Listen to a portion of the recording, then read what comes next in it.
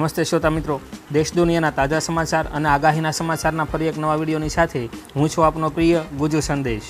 મિત્રો, આજના વિડીયોમાં આપણે જાણવાના છીએ ચાંદીપુરાથી વધુ એક મોત, વાયરસ શહેરમાં પહોંચતા ચિંતા, આખા યુપીમાં કાવડ રૂટ પર દુકાનદારોએ નામ લખવા પડશે, બાંગ્લાદેશમાં સ્થિતિ વણસી, અત્યાર સુધીમાં 25ના મોત, ઉત્તરાખંડમાં બની રહેલો સિગ્નેચર બ્રિજ ફરી તૂટ્યો, શિક્ષકોની નવી ભરતી ખોરંભાઈ, ફાસ્ટેગનો નિયમ બદલાયો, હાથરસમાં મૃતકોના પરિવારને અખિલેશ 1 લાખની સહાય કરશે, આસામમાં મુસ્લિમ લગ્ન અને છૂટાછેડાની નોંધણીનો કાયદો રદ, જર્જરિત મકાનો ખાલી કરાવતા 10,000 લોકો બેઘર બન્યા, અનેક જિલ્લાઓમાં એનડીઆરએફની ટીમ તૈનાત, ભાજપની સ્થાનિક સ્વરાજ ચૂંટણીને લઈ મહત્વની બેઠક, 2 લાખ કરોડના ટેક્સ પર દિલ્હીનો 5% અધિકાર, અને સમાચારના અંતમાં જાણીશું બંગાળની ખાડીમાં હલચલ, શું ફરી આવશે વાવાઝોડું। આ તમામ સમાચારો વિશે આપણે આજના વિડીયોમાં જાણવાના છીએ। તો મિત્રો, વિડીયોમાં અંત સુધી બના રહેજો અને ગુજ્જુ સંદેશ ચેનલ પર નવા છો તો ચેનલને સબસ્ક્રાઈબ કરી ચેનલ સાથે જોડાઈ દેજો, જેથી આ ચેનલ પરથી આવતા આવા ઉપયોગી સમાચારના વિડીયો આપને મળતા રહે। સમાચારની શરૂઆતમાં જાણીએ ચાંદીપુરાથી વધુ એક મોત, વાયરસ શહેરમાં પહોંચતા ચિંતા। આ સમાચાર વિશે વધુ જાણીએ તો ગુજરાતમાં ચાંદીપુરા વાયરસના કારણે વધુ એક બાળકનું મોત થયું છે। જામનગરમાં ગઈકાલે ચાંદીપુરા વાયરસના 3 નવા કેસ સામે આવ્યા હતા, જેમાંથી એક બાળકનું મોત થયું છે, જેની સાથે કુલ મૃત્યુઆંક 16 થયો છે। આ સાથે જ ચિંતાની વાત એ છે કે ચાંદીપુરા વાયરસ હવે ગામડામાંથી નીકળીને શહેરો સુધી પહોંચી રહ્યો છે। સરકારી તંત્ર એલર્ટ મોડમાં આવ્યું છે। સરકારે ચાંદીપુરા વાયરસ માટે 104 હેલ્પલાઇન નંબર શરૂ કર્યો છે। ત્યાર પછીના સમાચાર જોઈએ તો આખા યુપીમાં કાવડ રૂટ પર દુકાનદારોએ નામ લખવા પડશે। આ સમાચાર વિશે વધુ જાણીએ તો યુપીમાં કાવડ યાત્રાને લઈને સીએમ ઓફિસે મોટો નિર્ણય લીધો છે। હવે સમગ્ર યુપીમાં કાવડ યાત્રાના રૂટ પર તેમની દુકાનો પર નેમ પ્લેટ લગાવવી પડશે, એટલે કે દુકાનો પર તેમનું નામ અને સરનામું લખવાનું રહેશે। ખાદ્ય પદાર્થોની દુકાનોમાં આ ખાસ મહત્ત્વનું છે। કાવડ તીર્થયાત્રીઓની પવિત્રતા માટે આ નિર્ણય લેવામાં આવ્યો છે। સાથે હલાલ ઉત્પાદનોનું વેચાણ કરતા વેપારીઓ સામે પણ કાર્યવાહી કરવામાં આવશે। ત્યાર પછીના સમાચાર જાણીએ તો બાંગ્લાદેશમાં સ્થિતિ વણસી, અત્યાર સુધીમાં 25ના મોત।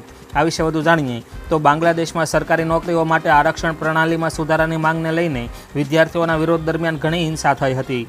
ગુરુવારે રાજધાની ઢાકા અને અન્ય સ્થળોએ હિંસા ફાટી નીકળતા ઓછામાં ઓછા 18થી વધુ લોકો માર્યા ગયા અને 2500થી વધુ લોકો ઘાયલ થયા છે। આ સાથે જ વિરોધ પ્રદર્શનની શરૂઆતથી અત્યાર સુધીમાં મૃતકોની સંખ્યા વધીને 25 થઈ ગઈ છે। ત્યાર પછીના સમાચાર જોઈએ તો ઉત્તરાખંડમાં બની રહેલો સિગ્નેચર બ્રિજ ફરી તૂટ્યો।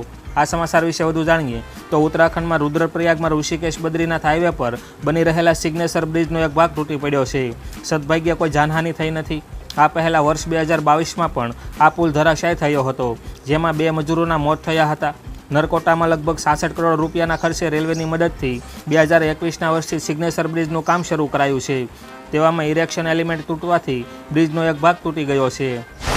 ત્યારબાદ જાણીએ મિત્રો શિક્ષકોની નવી ભરતી ખોરંભાઈ। આ વિશે વધુ જાણીએ તો ગુજરાત માધ્યમિક અને ઉચ્ચતર માધ્યમિક શિક્ષણ બોર્ડ દ્વારા આ વખતે ધોરણ 10 અને 12 બોર્ડની પરીક્ષા ફેબ્રુઆરી માસમાં ગોઠવવાનું આયોજન કરાયું છે। ત્યારે બીજી તરફ રાજ્યની અનેક સ્કૂલોના વિદ્યાર્થીઓનું શિક્ષણ સત્ર શિક્ષકો વિના જ પૂર્ણ થઈ જાય તેવી સ્થિતિ જોવા મળી છે। રાજ્યની ગ્રાન્ટેડ માધ્યમિક અને ઉચ્ચતર માધ્યમિક શાળાઓમાં અંદાજે 9,000થી વધુ શિક્ષકોની જગ્યા ખાલી હોવાનું હોદ્દેદારો જણાવી રહ્યા છે। ત્યાર પછીના સમાચાર વિશે જાણીએ તો ફાસ્ટેગનો નિયમ બદલાયો। આ વિશે વધુ જાણીએ તો નેશનલ હાઈવે ઓથોરિટી ઓફ ઇન્ડિયાએ નવો નિયમ લાગુ કર્યો છે। આ અંતર્ગત જેમના વાહનોમાં ફાસ્ટેગ નથી લાગેલો તેમની પાસેથી ડબલ ટોલ ટેક્સ વસૂલવામાં આવશે। સૂચનાઓમાં કહેવામાં આવ્યું છે કે આગળના કાચ પર ફાસ્ટેગ ના લગાવવાથી ટોલ પ્લાઝા પર બિનજરૂરી વિલંબ થાય છે, જેના કારણે લાઇનમાં ઊભેલા અન્યને મુશ્કેલી પડે છે, જેના કારણે આ નિર્ણય લેવામાં આવ્યો છે। ત્યાર પછીના સમાચાર જોઈએ તો હાથરસમાં મૃતકોના પરિવારને અખિલેશ 1 લાખની સહાય કરશે। આ સમાચાર વિશે વધુ જાણીએ તો યુપીના હાથરસમાં 3 જુલાઈના રોજ સત્સંગ દરમિયાન નાસભાગમાં 123 લોકોએ જીવ ગુમાવ્યા હતા। આ સિવાય આ અકસ્માતમાં 40 જેટલા લોકો ઘાયલ થયા છે। આ મામલે પોલીસ કાર્યવાહી ચાલુ છે। દરમિયાન સમાજવાદી પાર્ટીના રાષ્ટ્રીય અધ્યક્ષ અને પૂર્વ મુખ્યમંત્રી અખિલેશ યાદવે હાથરસમાં થયેલા દુઃખદ અકસ્માતમાં મૃત્યુ પામેલા 123 લોકોના પરિવારને રૂપિયા 1 લાખની આર્થિક સહાયની જાહેરાત કરી છે। ત્યાર પછીના સમાચાર જોઈએ તો આસામમાં મુસ્લિમ લગ્ન અને છૂટાછેડાની નોંધણીનો કાયદો રદ। આ સમાચાર વિશે વધુ જાણીએ તો આસામ સરકારે રાજ્ય મુસ્લિમ લગ્ન અને છૂટાછેડા નોંધણી અધિનિયમ 1935ને રદ કર્યો છે। સીએમ હિમંતા બિસ્વા શર્માએ સોશિયલ મીડિયા પર આ માહિતી આપી છે। તેમણે જણાવ્યું છે કે આ બંને કાયદાઓની જગ્યા હવે આસામ રિપીલિંગ બિલ લેશે। બિલ આગામી ચોમાસામાં આસામ વિધાનસભામાં રજૂ કરવામાં આવશે। ત્યાર પછીના સમાચાર જોઈએ તો જર્જરિત મકાનો ખાલી કરાવતા 10,000 લોકો બેઘર બન્યા। આ વિશે વધુ જાણીએ તો સુરતમાં તંત્ર દ્વારા જર્જરિત મકાનો ખાલી કરાવવાની કામગીરી હાથ ધરવામાં આવી છે। તંત્રની આવી કામગીરી સામે લોકોમાં ભારે રોષ પણ જોવા મળી રહ્યો છે। એક તરફ ભારે વરસાદ વરસી રહ્યો છે અને લોકોને ઘરની બહાર કાઢવામાં આવી રહ્યા છે। 2666 આવાસોમાં 10,000થી વધુ લોકો રહેતા હતા। જો કે આ પહેલાં તંત્ર દ્વારા વારંવાર નોટિસ પણ આપવામાં આવી હતી, પરંતુ આ લોકોએ મકાનો ખાલી કર્યા ન હતા। ત્યાર પછીના સમાચાર જોઈએ તો ગુજરાતમાંથી વધુ 3 સિસ્ટમ સક્રિય, આફતના એંધાણ। આ સમાચાર વિશે વધુ જાણીએ તો ગુજરાતના માથે વધુ 3 સિસ્ટમ સક્રિય થઈ છે। હવામાન વિભાગે કરેલી આગાહી પ્રમાણે ગઈકાલે પોરબંદરમાં ધોધમાર વરસાદ ખાબક્યો હતો, ત્યારે આગામી 5 દિવસ સમગ્ર ગુજરાતમાં ગાજવીજ સાથે વરસાદ પડશે તેવી આગાહી કરવામાં આવી છે। ઓફશોર ટ્રફ, શિયર ઝોન અને સાયક્લોનિક સર્ક્યુલેશન સક્રિય થતાં વરસાદની આગાહી કરવામાં આવી છે, જ્યારે ગઈકાલે કેટલાક જિલ્લાઓમાં વરસાદને લઈને રેડ એલર્ટ આપવામાં આવ્યું હતું। ત્યારબાદ જાણીએ મિત્રો અનેક જિલ્લાઓમાં એનડીઆરએફની ટીમ તૈનાત। આ વિશે વધુ જાણીએ તો અતિભારે વરસાદની આગાહી વચ્ચે અનેક જિલ્લાઓમાં એનડીઆરએફની ટીમ તૈનાત કરવામાં આવી છે। વડોદરા, નર્મદા, કચ્છ, રાજકોટ, વલસાડ અને દ્વારકામાં એનડીઆરએફની ટીમ તૈનાત કરવામાં આવી છે। આ ઉપરાંત જૂનાગઢ, ભાવનગર, અમરેલી, સુરત અને ગીર સોમનાથમાં એનડીઆરએફની ટીમ તૈનાત કરવામાં આવી છે। અતિભારે વરસાદની આગાહીના પગલે તંત્ર એલર્ટ મોડ પર છે। પોરબંદર શહેર અને જિલ્લામાં જળતાંડવની સ્થિતિ જોવા મળી રહી છે। ત્યારબાદ જાણીએ મિત્રો ખેડૂતને મોલમાં પ્રવેશ ન આપતા સરકારે મોલ બંધ કરાવ્યો। આ વિશે વધુ જાણીએ તો બેંગ્લોરમાં એક મોલની અંદર ધોતી પહેરેલા ખેડૂતને પ્રવેશ ન આપવામાં આવતા ભારે વિવાદ સર્જાયો હતો, જેનો વિડીયો સોશિયલ મીડિયામાં વાયરલ થયો હતો અને ખેડૂતો દ્વારા ભારે વિરોધ કરવામાં આવ્યો હતો, જેથી સરકાર એક્શન મોડમાં જોવા મળી હતી। ત્યારબાદ સરકાર દ્વારા આ મોલને 7 દિવસ માટે બંધ કરી દેવા માટે આદેશ જાહેર કર્યા હતા। ત્યાર પછીના સમાચાર જોઈએ તો ભાજપની સ્થાનિક સ્વરાજ ચૂંટણીને લઈ મહત્વની બેઠક। આ વિશે વધુ જાણીએ તો ગાંધીનગર કમલમ ખાતે ગ્રામ પંચાયત તેમજ સ્થાનિક સ્વરાજ્ય ચૂંટણીને લઈ ભાજપની મહત્વની બેઠક મળી હતી। મળેલી માહિતી અનુસાર બેઠકમાં આગામી કાર્યક્રમો તેમજ રૂપરેખા અંગે મંથન કરવામાં આવ્યું છે। બેઠકમાં પ્રભારી અને પ્રદેશના હોદ્દેદારો હાજર રહ્યા હતા। ઉલ્લેખનીય છે કે આગામી સ્થાનિક સ્વરાજની ચૂંટણીને લઈ ભાજપે તૈયારીઓ શરૂ કરી છે। મહામંત્રી રજની પટેલ અને રત્નાકરની અધ્યક્ષતામાં બેઠક યોજાઈ છે। ત્યાર પછીના સમાચાર જોઈએ તો 2 લાખ કરોડના ટેક્સ પર દિલ્હીનો 5% અધિકાર। આ સમાચાર વિશે વધુ જાણીએ તો કેન્દ્ર સરકાર 23 જુલાઈ દેશનું બજેટ રજૂ કરશે, જેના પર દિલ્હીના મંત્રી આતિશીએ કહ્યું કેન્દ્ર સરકારનું બજેટ દેશના અલગ અલગ ભાગોમાંથી એકત્ર કરાયેલા ટેક્સનો સમાવેશ કરે છે। આમાં દિલ્હીના લોકો રૂપિયા 2 લાખ કરોડથી વધુ આવકવેરો અને રૂપિયા 25,000 કરોડથી વધુનો જીએસટી ચૂકવે છે। આ 2 લાખ કરોડ રૂપિયાના 5% પર દિલ્હીની જનતાનો અધિકાર છે અને દિલ્હીના લોકોને તેમનો અધિકાર મળવો જોઈએ। ત્યારબાદ જાણીએ મિત્રો વડોદરાની નારાયણ શાળાની દિવાલ ધરાશાયી। આ સમાચાર વિશે વધુ જાણીએ તો વડોદરાના ગુરુકુળ 4 રસ્તા પાસે આવેલી નારાયણ શાળાની પ્રથમ માળની દિવાલ ધરાશાયી થઈ છે। આ બનાવના પગલે અફરાતફરી મચી ગઈ હતી। આ સ્કૂલની દિવાલ પડતા 2 વિદ્યાર્થીઓ ઇજાગ્રસ્ત થયા હતા।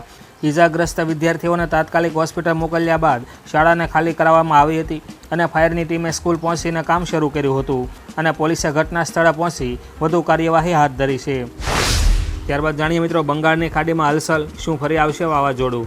આ વિશે વધુ જાણીએ તો દેશના અનેક રાજ્યોમાં ભારે વરસાદ પડી રહ્યો છે, ત્યારે હવામાન વિભાગે જણાવ્યું છે કે મધ્ય અને તેની નજીક ઉત્તરી બંગાળની ખાડી પર બનેલા ઓછા દબાણવાળા ક્ષેત્રના પગલે તટીય આંધ્રપ્રદેશ અને યનમ, તેલંગાણામાં 19 જુલાઈના રોજ, વિદર્ભ, દક્ષિણ છત્તીસગઢમાં 19 અને 20 જુલાઈના રોજ અને દક્ષિણ ઓડિશામાં 19 જુલાઈના રોજ ભારેથી અતિભારે વરસાદ થવાની આગાહી છે।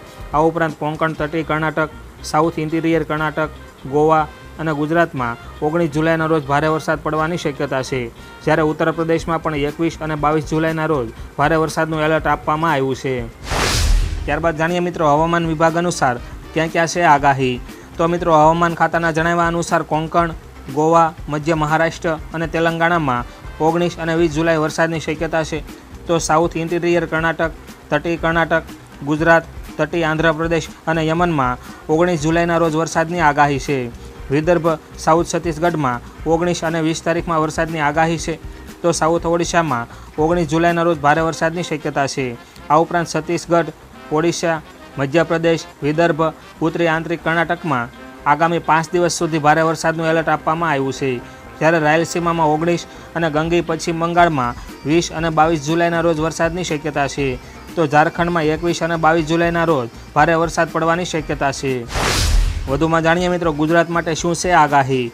તો મિત્રો, ગુજરાતમાં હવામાન વિભાગે કરેલી આગાહી મુજબ આગામી 7 દિવસ રાજ્યમાં વરસાદની શક્યતા છે. દ્વારકા, પોરબંદર, ગીર સોમનાથ, જૂનાગઢ, અમરેલી, સુરત, નવસારી, વલસાડ, દમણ અને દાદરાનગર હવેલીમાં આજે રેડ એલર્ટ સાથે અત્યંત ભારે વરસાદની શક્યતા છે. આજે રાજકોટ, કચ્છ, સુરેન્દ્રનગર, જામનગર, ભાવનગર, નર્મદા, ભરૂચ, તાપી, ડાંગ, ભાવનગર અને બોટાદમાં આજે ઓરેન્જ એલર્ટ સાથે ભારેથી અતિ ભારે વરસાદની શક્યતા છે. તો મિત્રો, દેશ દુનિયાના તાજા સમાચાર અને આગાહીના સમાચારના આજના વિડીયોમાં બસ આટલું જ. વિડીયો પસંદ આવ્યો હોય તો વિડીયોને લાઇક કરજો, વિડીયો આપના મિત્રો દોસ્તો સાથે શેર કરજો અને ગુજ્જુ સંદેશ ચેનલ પર નવા છો તો ચેનલને સબસ્ક્રાઈબ કરી ચેનલ સાથે જોડાઈ જજો, જેથી આ ચેનલ પરથી આવતા આવા ઉપયોગી વિડીયો આપને મળતા રહે. તો મિત્રો, આજના વિડીયોમાં બસ આટલું જ. ફરી મળીશું નવા વિડીયોમાં નવા સમાચાર સાથે. તો ત્યાં સુધી રજા લઈએ. નમસ્તે.